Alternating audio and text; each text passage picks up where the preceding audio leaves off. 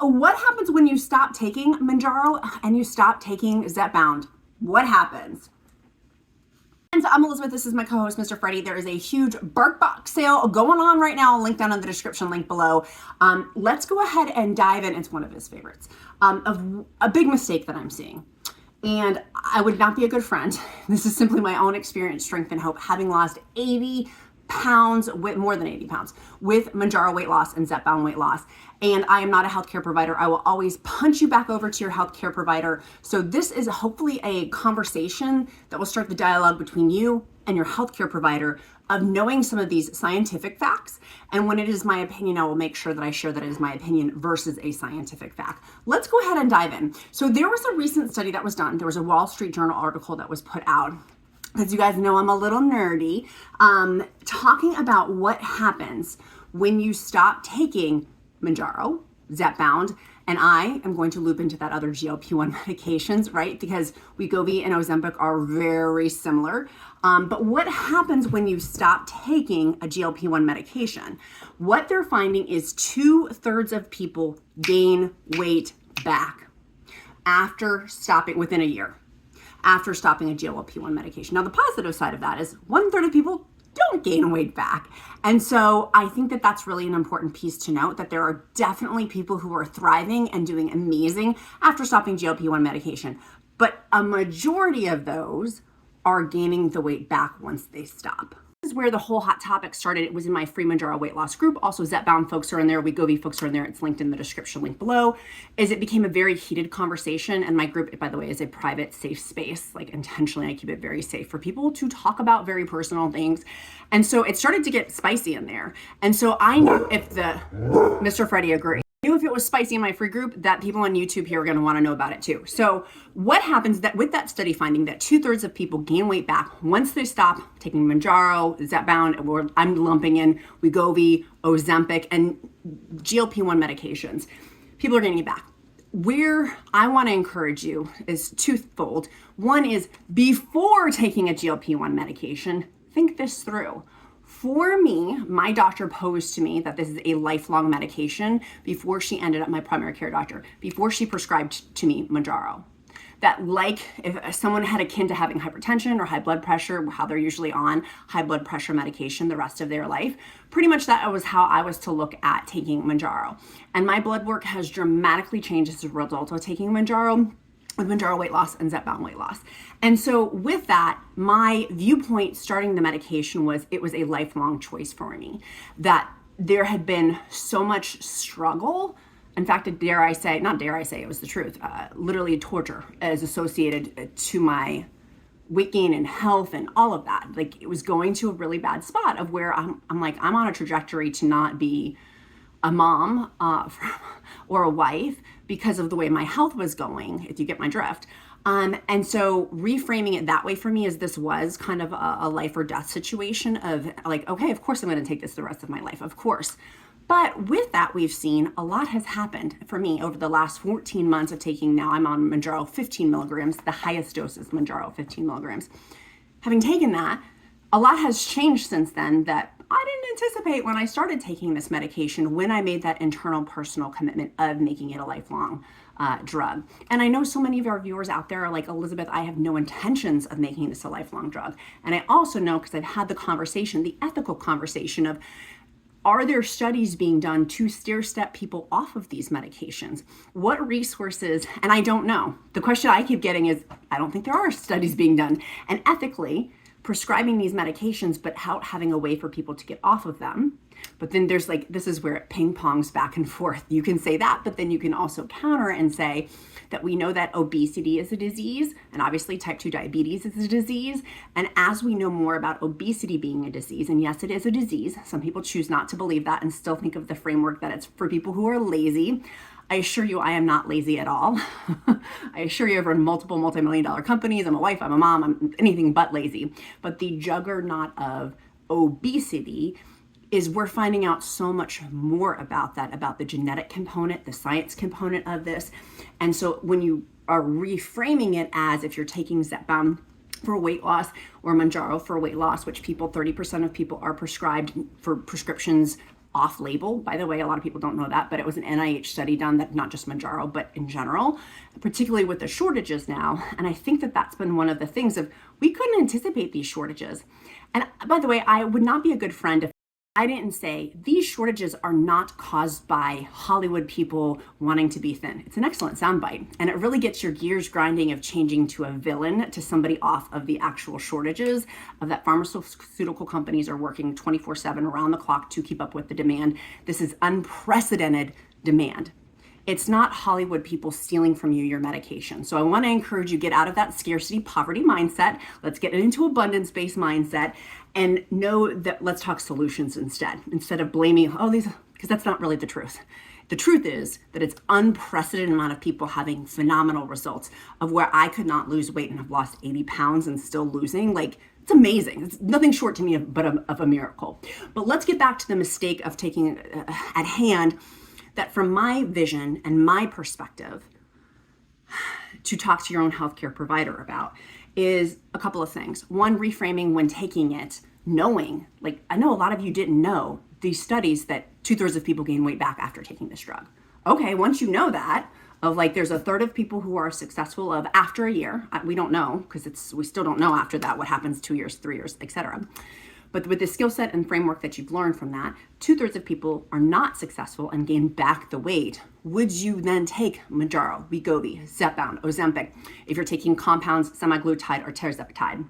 Which, by the way, if you need a telehealth company who's amazing, I'll link my absolute favorite one down below. Use the code QUEEN in all capital letters too.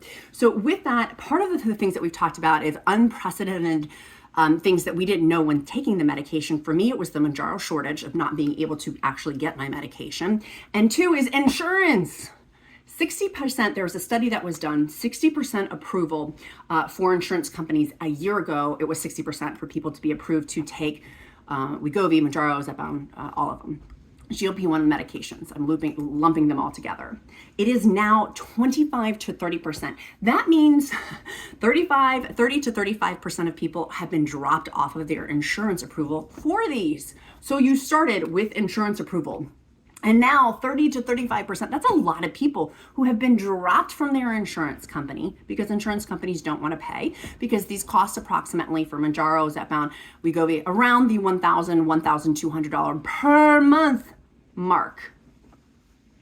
So, I mean, that's a lot. Shortage added in there, insurance companies not paying for it. No wonder people are stopping taking the drug, that they really don't have a choice. And so there's these different buckets of people who want to have the choice to continue to take it, but they financially can't afford $1,000 to $1,200. And by the way, P.S., that is a very, very, very small part of the pie of people who could pay that out per month for the rest of their life. As you do, I'm an economist daughter, so I'm like, okay, let's talk about the power of compounding interest across that through like years and years and years of use. It's quite a bit of money. So, and we do know, and which I've said in previous videos, the Count said this, and I thought it was so smart, and I want to reiterate it, that in 8 years, then it will be available for generic medication. So know that in 8 years, that relief is coming also, and that we'll see as we see more competition too. There's just a study done about how the oral pill for Wegovy is doing very well in clinical trials. Now, I'm pretty sure, and correct me in the comments if I'm wrong, that may take 2 years to get to the marketplace though. So we've got some time to figure this out. So going back over here, insurance changes, shortage changes, discussing with your doctor before prescribing. But maybe you're like, I didn't know that when I was prescribed this. I had no idea. If I had known some of these things, I probably wouldn't have started, or I don't know. I'm posing these questions for you to think, because we can put on our critical thinking caps here at Countess of Shopping to consider and learn and continue to evolve and grow with these. I don't know about you, but this has been it's fascinating to me, which is why I'm here at Countess of Shopping. So make sure you click that like and subscribe button. What you do know is do not stop cold turkey. Do not stop cold turkey. Talk to your healthcare provider before stopping any sort of GLP-1 medications. That is not good, friends. Do not stop, do not stop. And I know people who are having surgeries, there's a way that you can tear down if you're going to need to be stopping those before having a surgery, things to be thinking about, because there's a lot with that with surgeries too, of you need to wean off, or there's a way that the doctors want you to to do whatever they need to do if you're having a surgery, for example. Do not stop cold turkey. 2, we also know that the rise in off-branding, meaning compounds, for Wegovy and Mounjaro, Zepbound, and Ozempic are things like Ozempic and Wegovy, the active ingredient, and that is semaglutide. For Mounjaro and Zepbound, the active ingredient is Tirzepatide. There's compounds of those, meaning that active ingredient is mixed with other things. Compounds are allowed if drugs are on FDA shortage lists. Both Wegovy and both Mounjaro currently are on the FDA shortage list, as is Ozempic. Zepbound is not yet, as of filming date, on the FDA shortage list, but mark my words, I believe it's going to be. So not having these compounds, there have been studies coming out and sound bites of how there's a lot with that. And with a shortage, what choice do you have? And that's been my question to key pharmaceutical company leaders, and I will continue to dial in on this of what do you want us to do? We've gotten on these medications. We know because of the science and the data, keeping it factually accurate, that if we stop, 2/3 of people are gonna gain weight and have challenges with that. So then what do we do? To me, it makes logical sense to take a compound. If you're looking for a compound pharmacy, you wanna make sure that they're reputable. I've got a reputable one, I'll link it down below as well. With my favorite telehealth company, they prescribe both name brands and compounds. There are some logical questions you want to ask with compounds, though. I think it's natural to be asking these questions of, okay, that's not the name brand. That is not, like, they're FDA allowed because they're on the shortage list, but they're not FDA approved.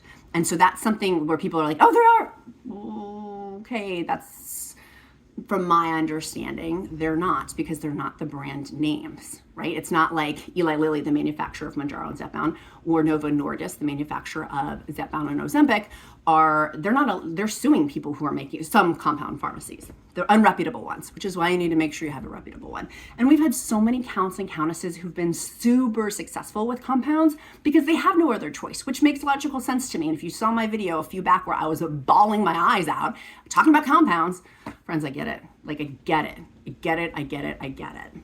Solutions for these of what do you do if you do, a lot of people are like, Elizabeth, what's the maintenance plan? What do I do when I hit my goal weight? What do I do when, like, what do I do?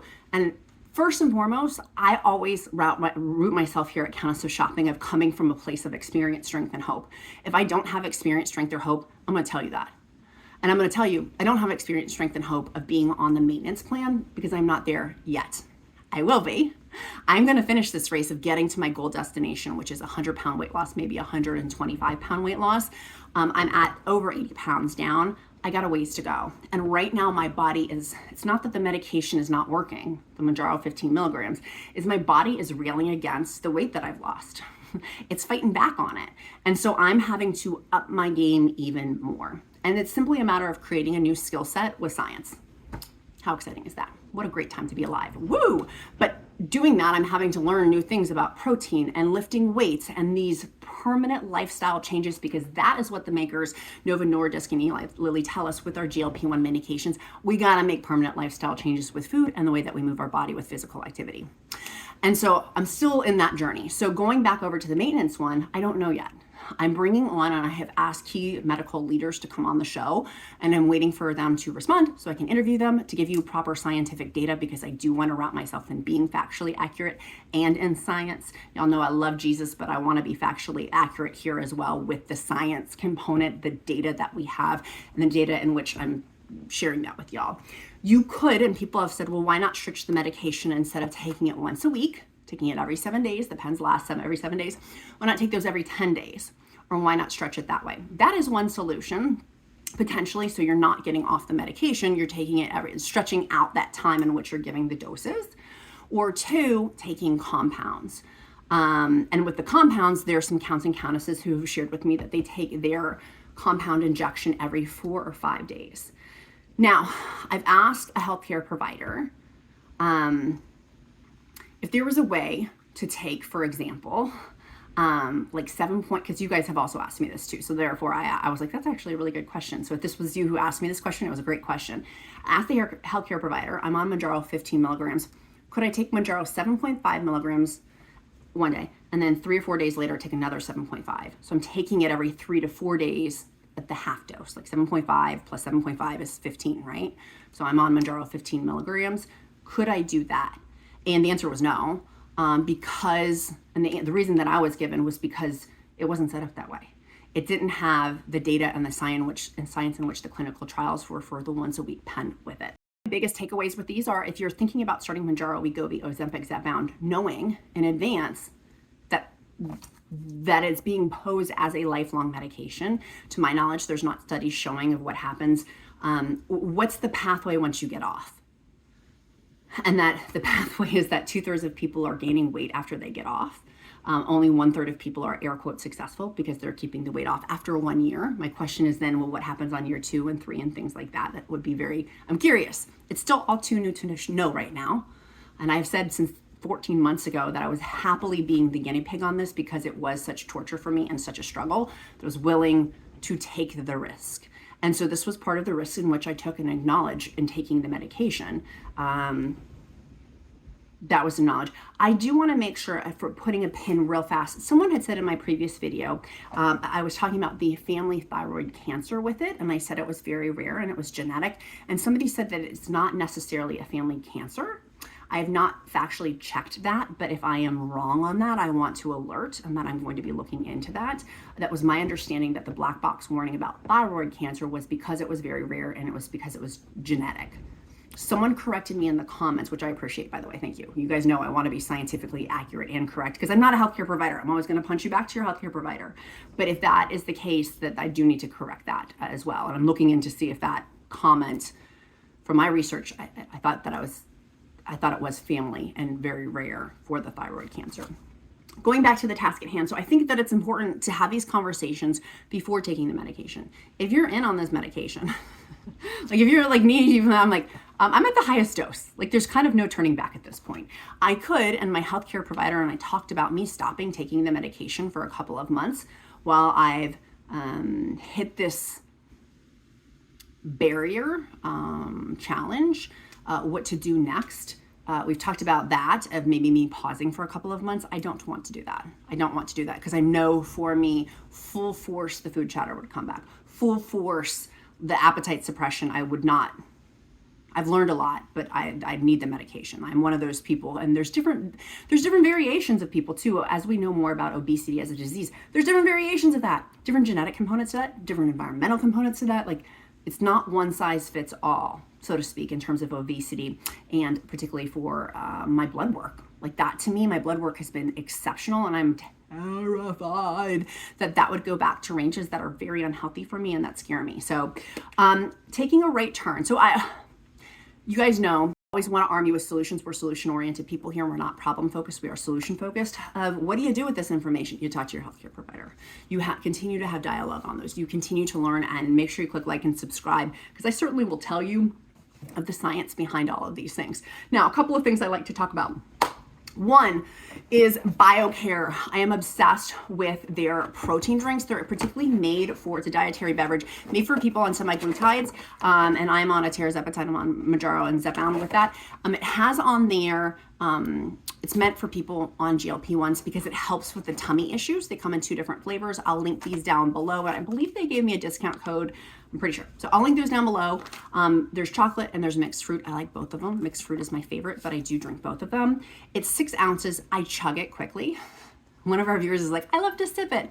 I'll mix mine with ice because I love the texture of it. And then I will just chug it because I want to get in the protein. This is so important. It's got in there only 150 calories, and it has in there, in terms of, it's got biotin, of course, as well, but it's got the protein 20 grams. It's an easy way for me to get protein in on a daily basis because obviously I'm not eating as many big portions. That protein is so important for muscle mass and then also for hair loss and a lot of different things. So I love this one.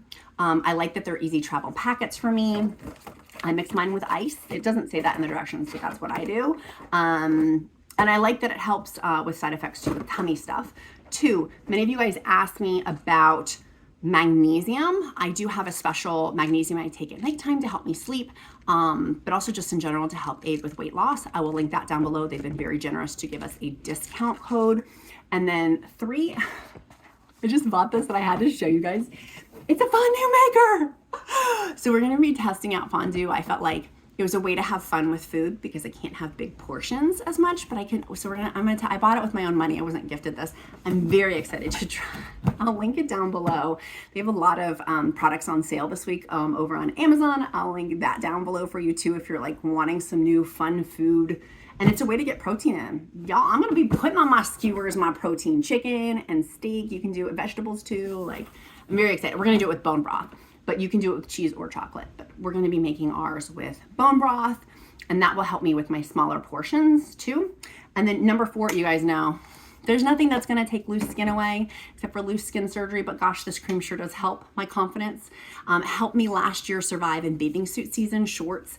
It does make a difference for my skin for sure. I have a lot of loose skin on my legs, and so this helps. It's not like gonna stop the loose skin, but it helps my confidence, and for me that's a game changer. So I highly recommend. It's on sale this week with a coupon. Obviously prices are subject to change on Amazon, but I will link that in the description link below. And my neck cream for loose necks, if you guys notice, the girl is on it.